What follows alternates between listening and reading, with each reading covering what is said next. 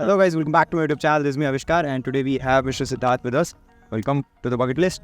And he is my elder brother and today we'll be doing a 2 years ownership review of this new Mahindra Thar 4x4. And ये आपने मेरे कुछ videos में देखा रहेगा and इनका खुद का भी एक चैनल है सिद्धार्थ बुदौरे करके, उसको मैं नीचे पिन कर दूंगा. Do check that out. उसमें मतलब Spiti, Ladakh and you will see a lot many content regarding this Thar. And इसका एक पूरा 30,000 किलोमीटर 2 years का ओनरशिप रिव्यू करने वाले हैं, जिसमें मिस्टर सिद्धार्थ हमको बताएंगे कि उनका एक्सपीरियंस क्या रहा, क्यों उन्होंने ये गाड़ी ली, क्यों इतने सारे मॉडिफिकेशन किए एंड क्यों ये गाड़ी एक बेस्ट बाई है एज पर हिम. तो वीडियो के अंत तक बने रहिए, काफ़ी इन्फॉर्मेटिव होने वाला है ये video. And without further ado, let's get started.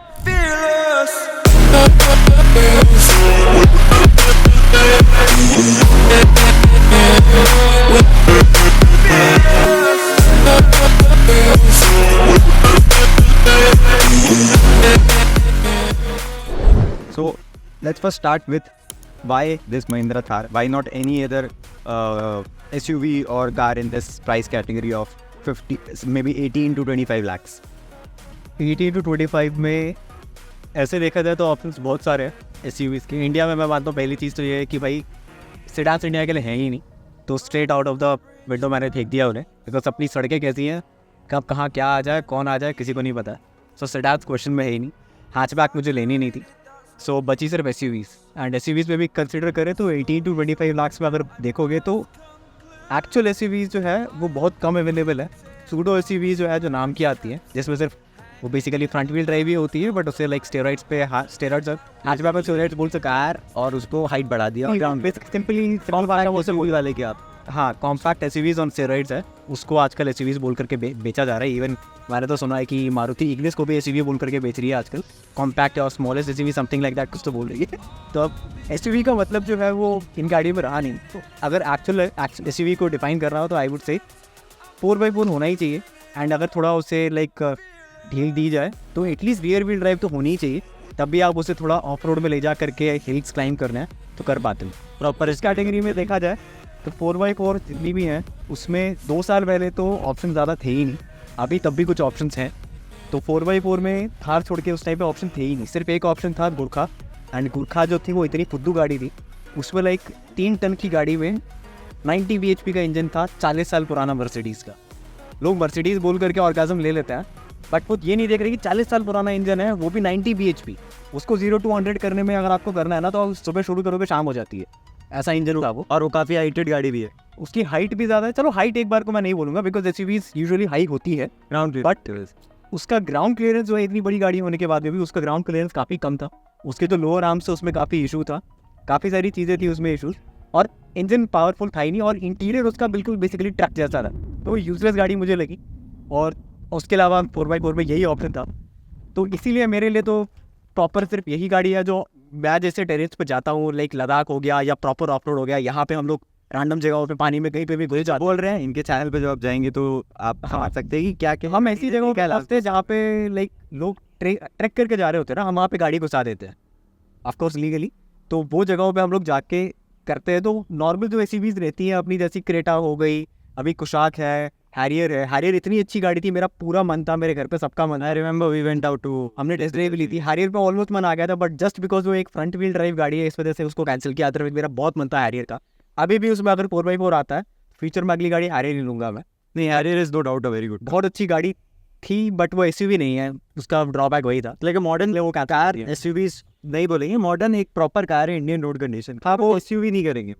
Hatchback on steroids में वन ऑफ द बेस्ट गाड़ी है. ऑफकोर्स टाटा के अपने इश्यूज़ हैं, उनके क्वालिटी वाले जो अपने हैं, एंड जो सर्विस का इशू है वो जेन्यून है, बट स्टिल ओवरऑल गाड़ी अच्छी है, तो वो मेंटेन कर सकते थे. बट हाँ, वैसे भी है ही नहीं, तो मेरे लिए आउट ऑफ द क्वेश्चन थी वो. तो यही एक ऑप्शन था. अभी भी कंसिडर करो तो अभी भी आपके पास में जिमनी एक्स्ट्रा अवेलेबल है. जिमनी भी थी, लाइक वो बहुत ओवर प्राइस उन्होंने निकाली, तो उन्होंने सोचा थार चल रही है इंडिया में तो जिमनी भी चल जाएगी. स्मॉल कार, इसके कंपैरिजन में कुछ नहीं है वो गाड़ी. एंड ऐसा नहीं है कि वो गाड़ी ख़राब है, गाड़ी बहुत अच्छी है, बट जिस प्राइस पॉइंट में उन्होंने निकाली थी दैट वाज ओवर एक्सपेंसिव. बिल्कुल उन्होंने सोचा था कि थार को खा जाएगी. बस कंडीशन क्या थी ना, जिमनी ऑलरेडी 5 साल से इंटरनेशनल मार्केट में अवेलेबल थी, and it was a great success. India में थार थी, जिमनी नहीं थी. थार के अपने महिंद्रा के जीप के साथ में लीगल इशूज़ है, इसलिए इंटरनेशनल मार्केट में थार नहीं है. तो दोनों अलग अलग ग्राउंड में कम्पीट कर रहे थे, एंड दोनों अपने एरियाज में बिल्कुल चैंपियंस थे. तो मारुति ओवर कॉन्फिडेंट थे कि अगर थार चली है तो जिमनी तो चलेगी ही चलेगी। उन्होंने अपनी एक छोटी अंडर पावर्ड गाड़ी को थार के रेट में लॉन्च किया इंडिया में, एंड वो फेल होनी ही थी। उन्होंने ओवर प्राइस लॉन्च की, 1 महीने के अंदर अंदर उनके सीधा जितने भी प्राइजेस थे 3 लाख सीधा कट किए उन्होंने, क्योंकि गाड़ी बिकी ही नहीं।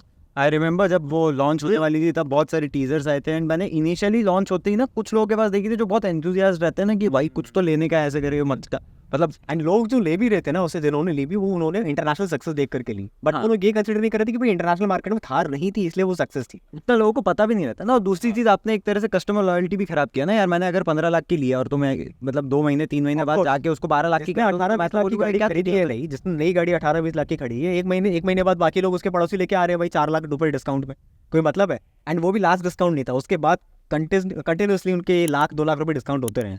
अब जाकर के आपको 13 से 15 लाख में आराम से मिल जाती है।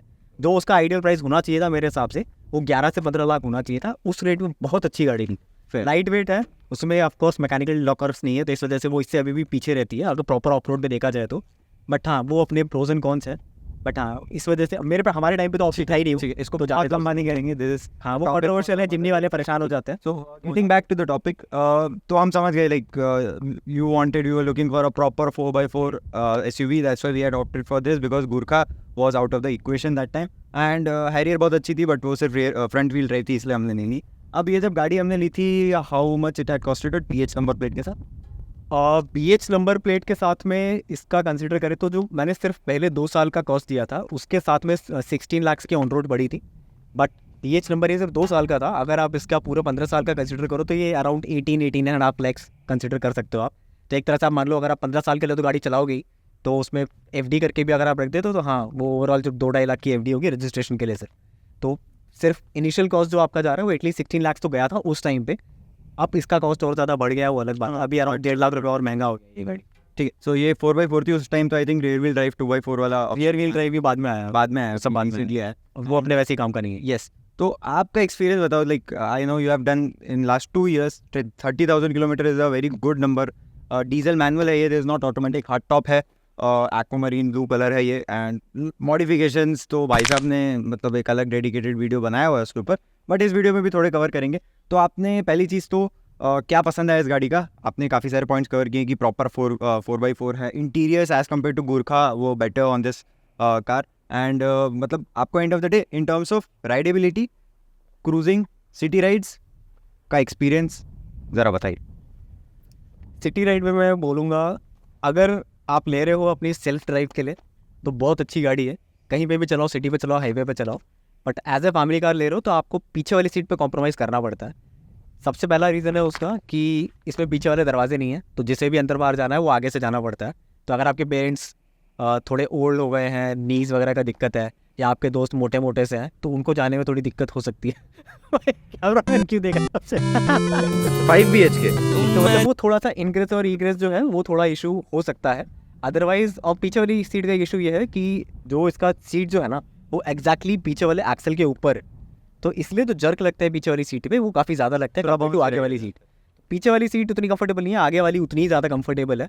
तो कंफर्ट में मेरे को तो कोई कंप्लेंट नहीं है क्योंकि मैं पीछे बैठता नहीं हूँ। सो बेसिकली हम यंग हैं, so it's not for people who want a proper family car, जिसमें या तो बहुत छोटे बच्चे हैं आपके पास या तो आपके घर में ओल्ड एज वाले लोग हैं, तो उनके लिए सिंपली चीज़ बताऊँ, अगर आप पीछे बैठने वाले गाड़ी में हो थार आपके लिए नहीं है, अगर आप आगे बैठते हो तो इससे अच्छी गाड़ी नहीं मिलेगी। हाँ। अगर आपको थोड़ा भी ऑफ रोड करना है तो पीछे वाली सीट के लिए ये नहीं है, तो उसके लिए अभी 5 डोर आ रहा है, वो अलग चीज़ है, जब आएगा तब देखा जाएगा। तो ये हो गया अपना ड्राइविंग का। बाकी सिटी में ड्राइव करें तो भाई इसका रोड प्रेजेंस जो है वो बहुत अलग है।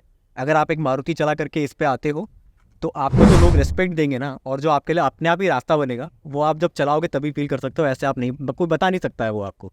मैं जब इससे कभी छोड़ करके किसी दोस्त की गाड़ी चलाता हूँ ना, तो मुझे लिटरली फील होता है कि लोग सब मेरे बीच ज़बरदस्ती घुस क्यों रहे हैं, क्योंकि कोई मारुति को जो वैगन आर आप चला रहे हो, स्विफ्ट चला रहे हो, उसको कोई इज्जत ही नहीं देता है। आप कहीं पे भी लेकर जाओगे अगर, तो लोग अपने आप घुस जाएंगे, टेम्पो वाले हो, बाइक वाले हो, वो घुस जाते हैं। लेकिन इसको देख करके आप लोगों को अपने मन में डर रहता है भाई ये ठोकना दे, टच हो गई तो हमारा नुकसान हो। बेसिकली एक व्हीकल प्रेजेंस है जो आप जब रोड पे चलाओगे ना, so you will feel that कि हाँ भाई मैं कुछ चला रहा हूँ। लोग अपने आप आपको ना बोलेंगे कि भाई जाने से थोड़ा दूर रहना। और रास्ता मेन उसका रीज़न ये है ना कि इसके चारों तरफ आप देखोगे तो कहीं ना कहीं लोहा लंगड़ी लगा हुआ है। साइड में आप देखोगे तो इसके रॉक स्लाइडर लगे हुए हैं, सामने बम्पर लगा हुआ है, पीछे भी एक स्टेपनी लगी हुई है।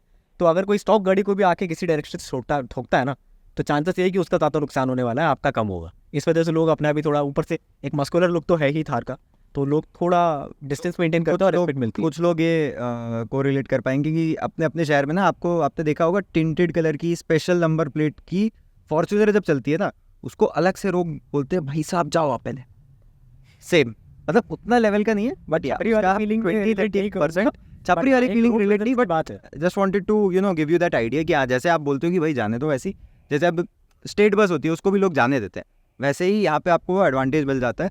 अब ये किसी भी एसयूवी को मिल सकता है, अगर हैरियर या सफारी भी आप चलाओगे तो उसमें भी मिलता है, बट या डिपेंड्स ऑन, क्योंकि इसका हाइट ज़्यादा है तो लोगों को जल्दी दिख जाती है, इज विजिबल, एंड वो एक अच्छी चीज़ है। नाउ कमिंग टू आपके एक्सपीरियंस में highway city mileage experience in terms of Mileage, diesel engine, service cost and all.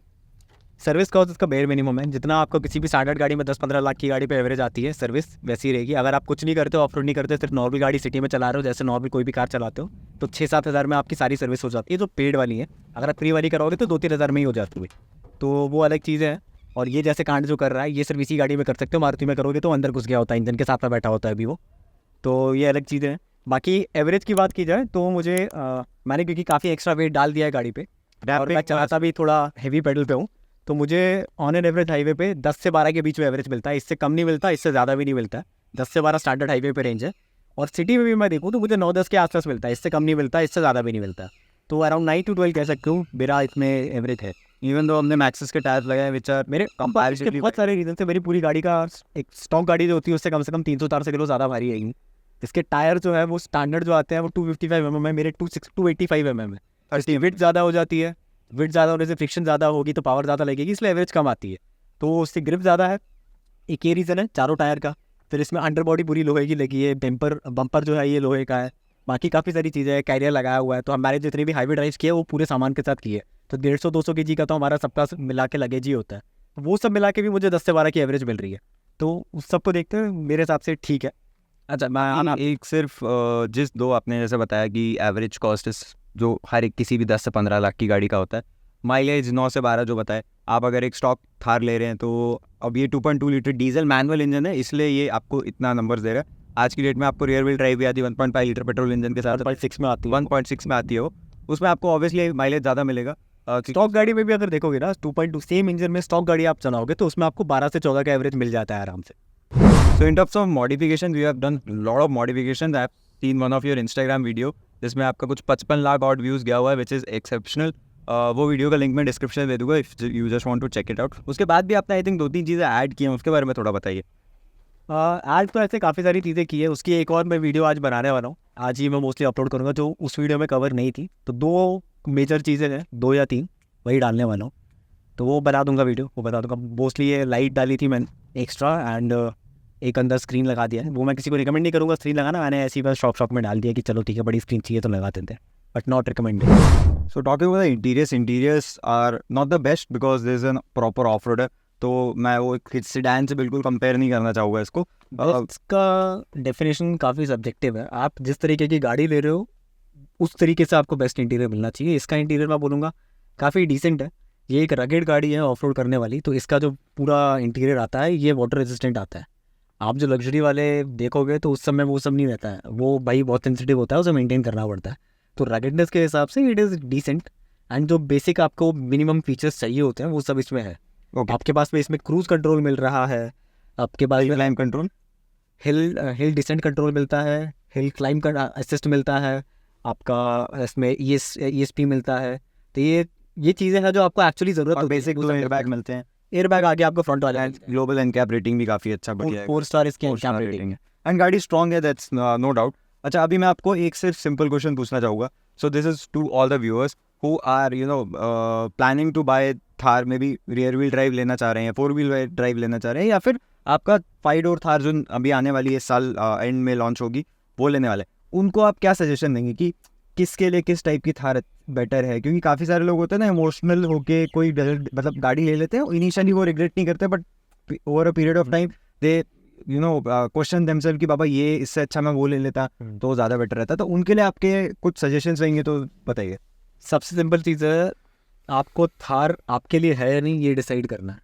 ठीक है, क्या आप ऑफ रोड करने वाले हो? क्या आप ऐसे टेरेन्स पे जाते हो जहाँ पे नॉर्मल गाड़ियाँ नहीं जा पाती हैं? अगर आप जाते हो then you should clearly pick the Thar 4 wheel drive. अब वो 3 डोर ले रहे हो या 5 डोर ले रहे हो वो आपके ऊपर है, बट अगर आप रियर व्हील ले रहे हो तो आपको 4 बार सोचना चाहिए। बिकॉज अगर आप रियर व्हील लेने का सोच रहे हो तो आप बेसिकली ऑफ रोड नहीं करना चाहते हो, और आप ये सोच रहे हो कि मैं रियर व्हील लेके भी ऑफ रोड करूँगा तो नहीं हो पाएगा भाई। ठीक है, तो अगर आपको रियर व्हील लेना है कि सिर्फ भाई मुझे सिर्फ दिखावे के लिए लेना है, तो आपको तैयार रहना चाहिए कि भाई ये सिर्फ मैं दिखावे के लिए गाड़ी ले रहा हूँ कि भाई मेरी रोड प्रेजेंस मिल जाए थार वाली, बट ना आपको एक कंफर्ट मिलेगा जो आपको एक हैचबैक में सेडान में मिल जाता है एक एसयूवी का, ना ही आपको ऑफ रोड कैपेबिलिटी मिलेगी। तो आप वर्स्ट ऑफ बोथ वर्ल्ड्स ले रहे हो काइंड ऑफ। क्योंकि अगर आप एक नॉर्मल हैचबैक या सेडान लेते हो तो आपको एटलीस्ट कंफर्ट में बेस्ट सेगमेंट की गाड़ी मिल रही है। अगर आप एक मेरे तरह गाड़ी ले रहे हो तो ये ऑफ रोड कैपेबिलिटी में बेस्ट गाड़ी ले रहे हो। किसी चीज़ में जो मुझे चाहिए उसमें तो बेस्ट है ना ये गाड़ी। तो आप रियर व्हील ड्राइव लेकर के बेसिकली कुछ भी नहीं ले रहे हो, उस गाड़ी का कोई प्रॉपर फीचर है ही नहीं जिसके लिए आप ले रहे हो, तो आप कॉम्प्रोमाइज़ करो तो आपको बट नेचुरल है कि कुछ सालों में आप बोलोगे कि भाई ये मतलब मेरे को गाड़ी पसंद नहीं आ रही, कंफर्टेबल नहीं है, ये है वो है। तो ये आपको आई थिंक पहले ही सोच लेना चाहिए। तो आपका मोटिव क्या है वो सोचो, उसके बाद गाड़ी डिसाइड करो। तो अगर हम इंडिया की बात करें अपार्ट फ्रॉम टियर 1 सिटीज़ जहाँ पे अगेन इतनी अच्छी नहीं है, अपार्ट फ्रॉम हाईवेज हर जगह रोड की थोड़ा हालत ख़राब ही है। सड़क है तो खड्डे हैं तो नाले हैं एंड लॉट मैनी थिंग्स। सो उसमें ना लोग चाहते हैं कि अभी जैसे मैं एक नॉर्मल कॉम्पैक्ट एसयूवी ले लूँ, ठीक है, not to mention any car specifically, but मैं अगर वो लेता हूँ तो मेरे को ये रहता है कि भाई ठीक है वो गाड़ी है, मेरे को फ्रंट व्हील ड्राइव के साथ ही आएगी, वो रेयर व्हील ड्राइव के साथ नहीं आएगी। तो ऑब्वियसली रेयर व्हील ड्राइव का थोड़ा कैपेबिलिटी ज़्यादा होता है फ्रंट व्हील ड्राइव से इन terms of pulling out in the bad scenario, ठीक है। तो स्पेशली इन क्लाइंब्स यस। तो उस जगह पे rear wheel Thar makes a lot of sense. जैसे पहले पुरानी स्कॉर्पियो आती थी, बहुत सिंपली मैं अगर बोलूँ ना, जिसको पता है कि उसकी गाड़ी में फ्रंट व्हील ड्राइव है या रियर व्हील ड्राइव है ना, वो ही सिर्फ आगे सोचना चाहिए फ्रंट व्हील ड्राइव छोड़ करके। जिन लोगों को पता ही नहीं है ना ये सब होता क्या है, उनके लिए फ्रंट व्हील ड्राइव या फिर नॉर्मल कॉम्पैक्ट गाड़ियाँ ही बनी, ये गाड़ियाँ उसके लिए है ही नहीं। क्योंकि जो ऑफ रोड करने वाला है उसे 4x4 क्या होता है पता होगा, डिफरेंशियल्स क्या होते हैं, लॉकर्स क्या होते हैं, लो रेंज क्या होता है, हाई रेंज क्या होता है, ये सब उसे पहले से पता होगा। तो अगर आपको ये पता ही नहीं है तो आप मोस्ट प्रोबेबली इस गाड़ी का यूटिलाइज नहीं करना। मतलब जस्ट शॉक ले लिए, ठीक है। कटिंग इट शॉर्ट, अभी आप एक इसको कंक्लूड करना चाहूँगा मैं ये वीडियो को कि आप इसको सजेस्ट करेंगे नहीं करेंगे, आपके good and bad experiences about this car. Good तो गुड ही रहे, कितने सारे वो मेरे इतने सारे सक्सेसफुल ट्रिप्स रहे हैं। जब भी मैं एक्सट्रीम टेरेंस पे जाता हूँ, जैसे मैंने लद्दाख में ऐसे ऐसे ट्रेल्स लिए हुए हैं जहाँ कोई नहीं होता है दूर दूर तक, हम लोग ऐसी ऐसी जगहों पे जाकर रुक चुके हैं जहाँ पे लिटरली 200-300 किलोमीटर के रेडियस में कोई भी नहीं है। और वहाँ पे इसलिए नहीं है कोई भी क्योंकि वहाँ कोई गाड़ी पहुँचती नहीं है। हम लोग लिटरली 2-2 फीट रेत में वहाँ पे लद्दाख में गाड़ी चला रहे थे, और वहाँ 4x4 हमारी थार नहीं होती, normal 4x4 highway terrain tyre के साथ भी जाते तो भी वो शायद स्ट्रगल करती। तो हम लोग ऐसे ऐसे टेरेंस में जा चुके हैं ना, जब आप वहाँ पे पहुँच जाते हो तब आप अप्रिशिएट करते हो कि भाई आपने जो गाड़ी ली है वो कितना सही डिसीजन था। तो वो जगह होती है जहाँ पे आप इस गाड़ी की वैल्यू एक्चुअली यूटिलाइज कर पाते हो। आप हाईवेज पे नहीं कर सकते इसकी वैल्यू यूटिलाइज। Yes. तो वो अच्छे पॉइंट्स इसके काफ़ी सारे रहे। और नेगेटिव में बोलूँ तो इसका सस्पेंशन जो है, ये ऑफकोर्स एसयूवी है तो आपको हैचबैक वाला लाइक कंफर्ट नहीं मिलेगा, बट सस्पेंशन और काफ़ी अच्छा ट्यून हो सकता था महिंद्रा से। इवन लाइक दूसरी एसयूवीज भी अगर देखेंगे तो कंपेरेटिवली इससे रिलेटिवली मतलब मैं कहूँगा सॉफ्टर हो सकता है, सॉफ्टर बोले या फिर बेटर ट्यूनिंग बोले तो वो हो सकती है। इसका सस्पेंशन काफ़ी रफ ट्यून्ड है। आई थिंक ऐसा लगता है कि महिंद्रा ने ज़्यादा उस पर टाइम ही नहीं दिया या क्या किया है, but I hope at least 5 door जो आ रही है उसमें सस्पेंशन इसका बेटर ट्यून करके दे तो राइड क्वालिटी और ज़्यादा इंप्रूव हो जाएगी। तो एक ये है इसका। Apart from the suspension part, any other feedback you want to give to your to the audience? नहीं, बाकी सब तो बढ़िया है। महिंद्रा की सर्विस ही मुझे बिल्कुल सही लगी, मुझे कोई इशू नहीं लगा। यहाँ पे एटलीस्ट पुणे में तो बढ़िया सर्विस है इनकी। और यहाँ पे अगर कोई आपका डिले हो रहा है, इशू हो भी रहा है, तो अगर आप उसे अपने कस्टमर केयर पे हायर एग्जीक्यूटिव्स पे रेज करो तो बहुत इजीली वो फिक्स कर लेते हैं। ऐसा ज़रूरत नहीं पड़ती, बट पुणे में सर्विस अच्छी है, मतलब ज़्यादा स्ट्रगल नहीं मारना पड़ता। एक्चुअली लाइक मैं तो उन्नतीस मोटर्स है यहाँ पे उससे ही डील करता हूँ and I am very happy with this service. Okay, तो मुझे कोई इशू नहीं है। नॉर्थ में मैंने काफ़ी सुना है कि नॉर्थ में काफ़ी लोग परेशान होते हैं।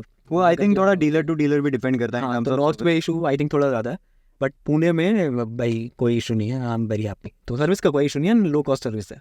So just to conclude, it's a car for someone who knows what they are buying basically, and उसको पता है तो this is the best. There is nothing more to it as of now in India इस price point में. So ये था इस video के लिए। अगर कुछ डाउट्स रहे तो do let us know in the comment sections below, and बाई का चैनल मैं आपको नीचे डिस्क्रिप्शन में दे दूंगा, tag do check it out. सारी लॉन्ग ट्रिप्स डिटेल में जो भी बाई शेयर करना चाहते हैं वो आपको उस वीडियोज़ में मिल जाएगा। एंड जो इंस्टाग्राम वाली मॉडिफिकेशन वाली वीडियो है उसका भी मैं आपको लिंक दे दूंगा, वो भी आप चेकआउट कीजिए। Thank you very much for watching this video. We hope to see you guys again and see you. Bye bye.